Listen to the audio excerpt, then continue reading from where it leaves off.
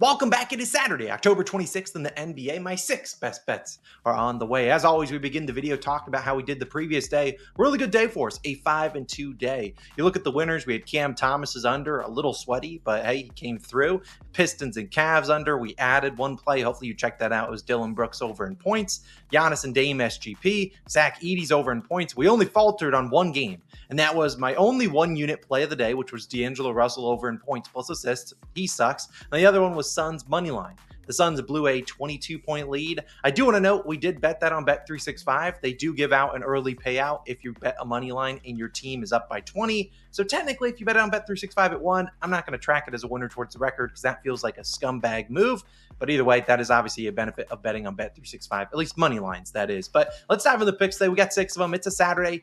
Later today, we'll have some NFL videos live. So I've already been posting some props to our DubClub. If you want to sign up for that, a reminder, there's 2 links in the top of the description. One's a 14-day free trial. The other one is a buy 3 months, get 1 free. Our normal price is like $6 a month. So I think it's like $18 to get 4 months. Super cheap, super free. Not free, but you get what I mean. Super awesome. Hopefully you join that if you want to. Let's dive in. A reminder, I'm only going to say this a few more times. Sleeper still has that great offer out there right now. Not only when you sign up for Sleeper using my code COS, you get a free square, whether that's on the NBA or the NFL, kind of depends on the day. But you also, right now, until Halloween, they're giving a 200% deposit match. So if you deposit $100, they'll give you an extra $200 free. I'm not going to promote it a ton, but I encourage you to go out there. If you haven't signed up for Sleeper, they're available in a ton of different states. Definitely take advantage there. Let's talk about the card today. We got 2 straight bets, 1 SGP, and then 3 game picks, 1 team total, 1 under, and 1 game in terms of who I think wins or covers in this game. Logan will be spawning in later. Let's dive in the first pick. We're back to 1-unit plays. De'Aaron Fox over 28.5 points plus assists minus 120 on Bet365 for a 1-unit play. I like his over in points as well as for a 1-unit. For going forward, now we're going to start 1-unit plays on those player props, SGPs. I'm still going to stick to a half unit on game picks unless there's one I absolutely love. Just pay attention to the screen, or if you're in the DubClub, it's pretty clear how much I'm putting on each play. Now, in the Kings' first game, you would know we faded them against the Timberwolves. We got the win. Sweaty. But in that game, Fox, that was okay. I mean, he had 15 points, 14 field goal attempts, 11 assists on 14 potential assists. So the assists were there. He ended with 26. Obviously, we need 29 today. Sabonis, 13 field goal attempts and 8 free throw attempts. DeRozan, 18 field goal attempts and 14 free throw attempts. Then even Keegan Murray had 17 plus 2 for extra free throws.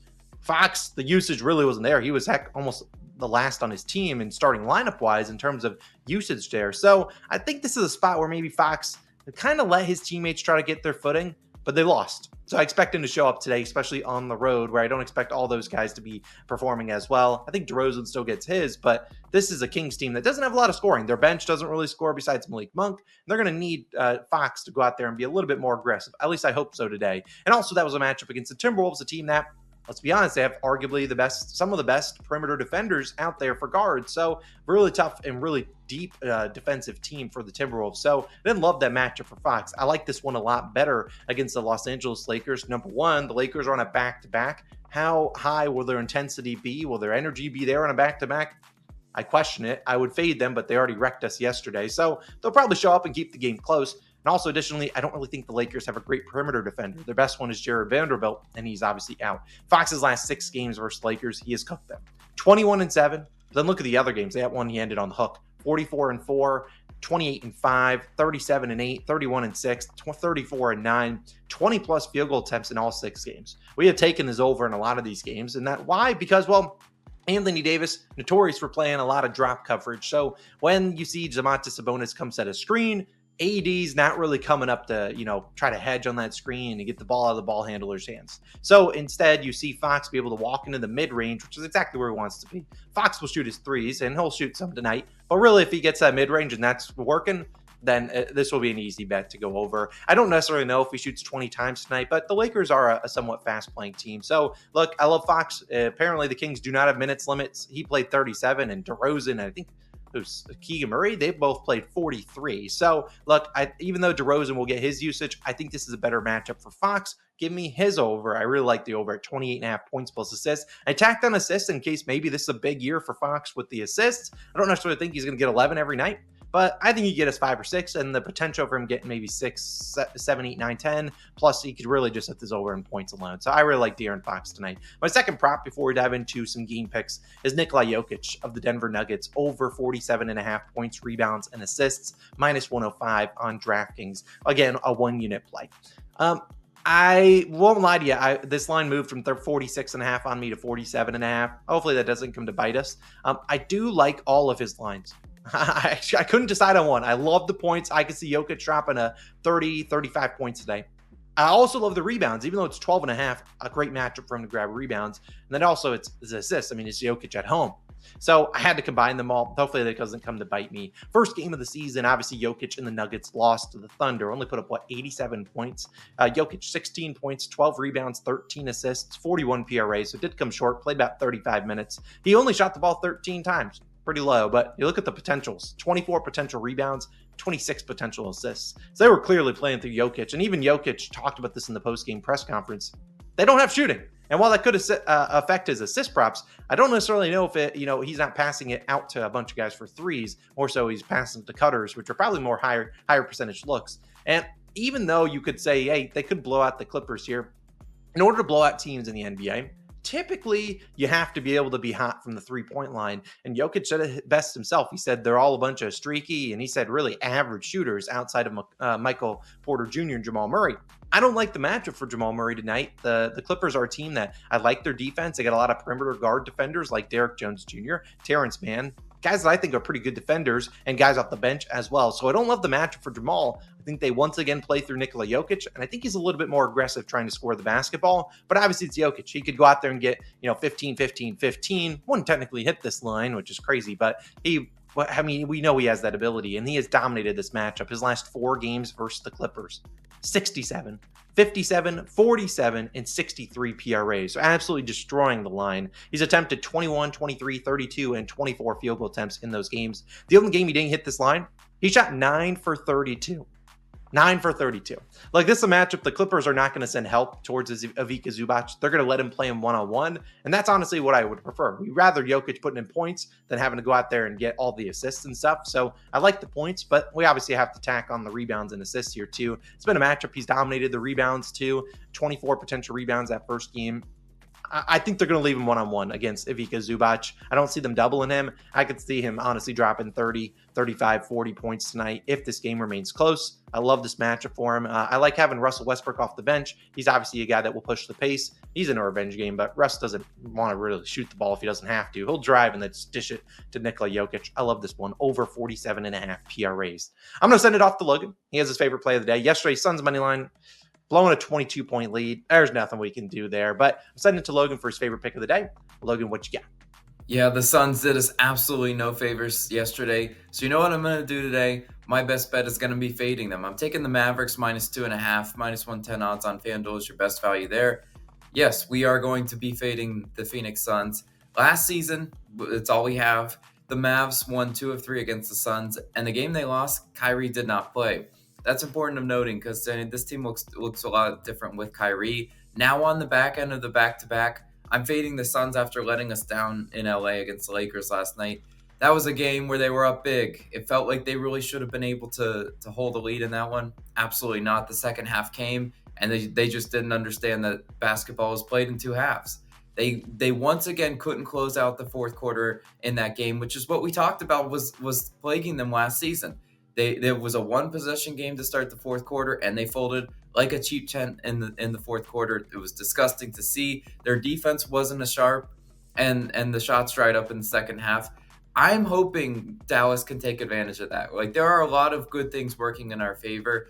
Luka, obviously, he's part-time owner of the Phoenix Suns. He quite literally owns them. If you go back and look at his game log in his last 4 matchups against Phoenix, he scored 41, 34, 50, and 34. I mean, that's I mean, a 50 piece and a 40 piece in there. I think he should have no trouble scoring and distributing. I mean, he's getting double-digit assists a lot of those games as well. He will get his teammates involved. The Mavericks are a team that can outshoot the Suns. I mean, we mentioned the Suns have a high-powered offense.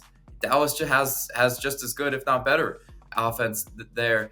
They just shot 43% from 3 in their first game of the season against the Spurs, which was great to see. They came out of the gates absolutely scorching hot. Big part of that was their new acquisition, Klay Thompson. I mean, he was integrated very well into that lineup. 6 for 10 from 3. That's what you like to see. I think that all signs are pointing Mavericks in this one. They get the road win. They are the road favorites in this one, but I will lay the -2.5 with the Dallas Mavericks. Hopefully they treat us right, unlike Phoenix did last night. Austin, throwing it back to you for your next pick, though. Hey, I'm a big fan of that one. The Mavs own the Suns. I'm a confident in that one. Also, we love fading teams on back-to-backs. Speaking of fading teams on back-to-backs, that's going to where I got 2 game picks. The first one involves 2 teams on a back-to-back. Magic and Grizzlies under 222.5 points, -115 on DraftKings. I'd play this at 220.5. If I'm being honest, if this game was in January or February, this line's probably in like the 208s, 210s. But the fact that it's, their third game of the season, second game for the Grizzlies, I don't really know at this point. Third game definitely for the Magic, and third game for the Grizzlies. I think you're getting a 222.5 because they're still trying to figure out what defenses are good and whatnot. I think this is a smash spot for the under, and I'll talk about why. For starters, is Ja Morant playing? I don't know. At this point in time, when I'm recording this at 8:31 in the morning, I am assuming Ja Morant plays. But if you looked at his minutes, 28 minutes in their first game, 24 in their last game. He feels like he's on a minutes restriction at like 28 minutes. He could have played more yesterday, but they were getting smoked. So does he play tonight on a back-to-back? I don't know. But also, this is a Grizzlies team playing 12 guys. So getting guys that have normally not played a lot of minutes in the NBA, now they're playing minutes, they're on back-to-backs. Are the legs going to be there? I don't know. Last year, obviously, the Grizzlies were banged up, but the under was 11-2-1 in Grizzlies back-to-backs. So they really struggle on those back-to-backs. Additionally, Orlando, who won 50 games last year, 50 and 39. That technically included some games that were in the playoffs, so keep that in mind. But they were 5 and 10 straight up on back-to-backs. You don't play back-to-backs in the playoffs. So 5 and 10 in the regular season on back-to-backs. So they struggled there. Was it their scoring? Probably, because their defense was always something that was locked in. The Grizzlies are also coming off a game. They just give up 128 points. If you're going to beat the Grizzlies, how you got to do it is making 3-pointers. The Magic are a team that I'm never confident that they make threes. In my opinion, the way you make threes the way you attack this Grizzlies team, you need a guard scorer, a guy that can take the ball, get that screen where Zach Edey's sitting in the paint and not coming out of this paint, and a guy that can shoot those threes. So I look at guys like Donovan Mitchell. Those are the guys that I feel like could torch this Grizzlies team, because those are guys that are going to take those screens. If your big is sagging down there in the paint, they're pulling up there and they will knock down those shots. The Magic don't really have that. And so yesterday, the Magic, sure, they shot 50% from 3. I'll fade them here. I'll fade both these 2 teams. I think this is a low scoring game. I don't think either team gets into the 115. So I think this is a game where we see maybe a low 107 to 105 type final score. I like the under 222.5. My second game pick will be the Bulls team total under 111.5 -115 on Bet365. Again, game picks going forward are just going to be a half unit play. If there's one I love, I'll make it pretty clear, but we make the graphics pretty clear. So hopefully you understand. Game picks have never been something I've, done really well on in the NBA. It's not been something I've really committed to doing a ton of, but obviously we use the spreads and totals to kind of dictate where we're looking at some props. But again, just sticking to a half unit plays here. Bulls team total under 111.5 -115 on Bet365 for a half unit. I'd play this about 109.5. Now, we're talking really just fading the Bulls. The Thunder are the team that they will face today. We got a Josh Giddey revenge game. Sure, Josh Giddey, go out there and shoot as many times as you want, but we talked about the Thunder, one of the best defenses in the league. They held the Nuggets to 87 points, 36% shooting in their first game. They shot 7 for 38 from 3. The Denver Nuggets. And while you could say, hey, sure, Chicago's going to shoot better than that, I mean, the Nuggets shot over like 100 field goal attempts. So that was a lot of field goal attempts coming their way. Could this be a slower paced game with the Bulls on a back-to-back, the Thunder on the rest advantage? Yes. And then we know the Thunder, elite perimeter guard defenders. I mean, I could go on and on. Lou Dort. They got SGA, who's an underrated defender. They got obviously Alex Caruso, J-Dub, Aaron Wiggins, Isaiah Joe. These are all really, really good perimeter defenders. And then if you get past them, you got Chet Holmgren waiting for you in the paint. So look, this is just a team that is going to be really a menace to society for a lot of different teams. The Bulls are on a back-to-back. Will their legs be under them? Yesterday, the Bulls scored over 130 points against the Bucks. They made 21 three-pointers. If the Bulls make 21 threes tonight, sure, I'll hold my yell. But this is not a good shooting Bulls team, in my opinion. And you look at the points props for the Bulls. 17.5 for Kobe White, Zach LaVine, and Nikola Vucevic. Those are the 3 guys that literally shoot on their team, and they're all at 17.5. Those guys just scored 22. Well, actually, Kobe White scored 35. I want to say Levine had 25 and Vooch had 22.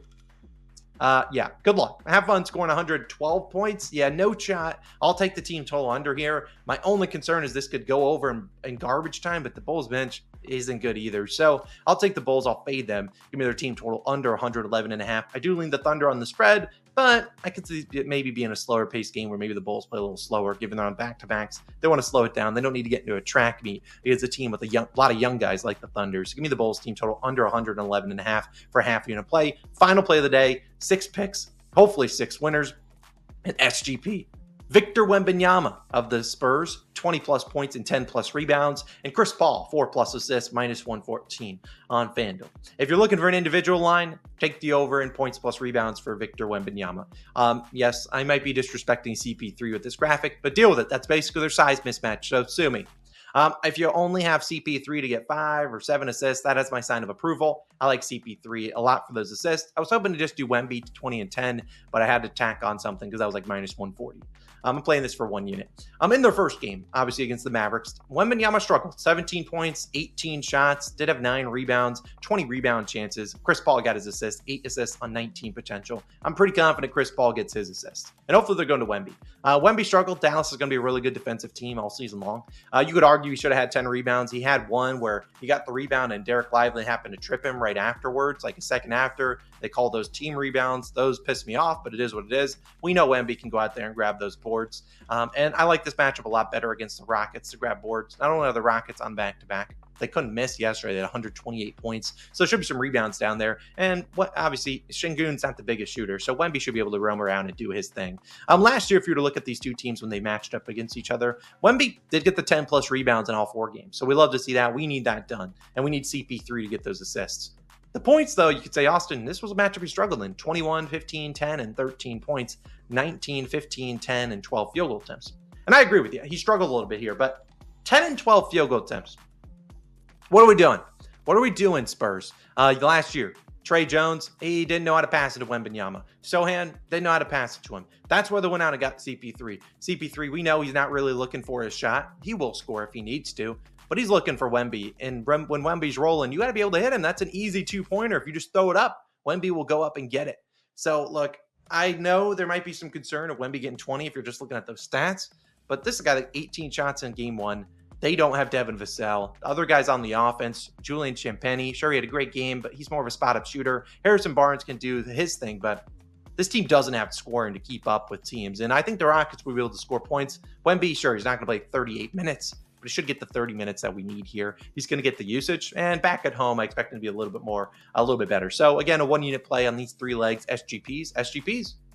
3-0 on the season, or 2-0 on the season, about to be 3-0. I like this one, 20 and 10 from Wemby, 4 assists from CP3. Again, if I could take 5 assists for CP3, I would to get plus money, but they didn't have that. They don't have alt lines available on FanDuel this early in the morning. So again, those are the picks. I'll recap them just right now through my voice. Wemby, 20 and 10, parlayed with CP3 4 assists. The other props, Jokic over in PRAs, De'Aaron Fox over in points plus assists. Then our 3 game picks, all half units, Mavs minus 2.5, Bulls team total under 111.5, and Magic Grizzlies under 222.5. I don't have any unders for props, but I have 2 team unders. So hopefully that makes sense. Let's have a great day. Sorry for the long video, but hey, we like to dive into a bunch of games. Deal with it. I'll have some NFL videos live on the channel later. And if you want to sign up for Sleeper, go do that. You get a 200% deposit match on your first deposit up to $100. Do it. And also, if you want to sign up for DubClub, those links are down below. Have a great day. See you in the next one. Peace.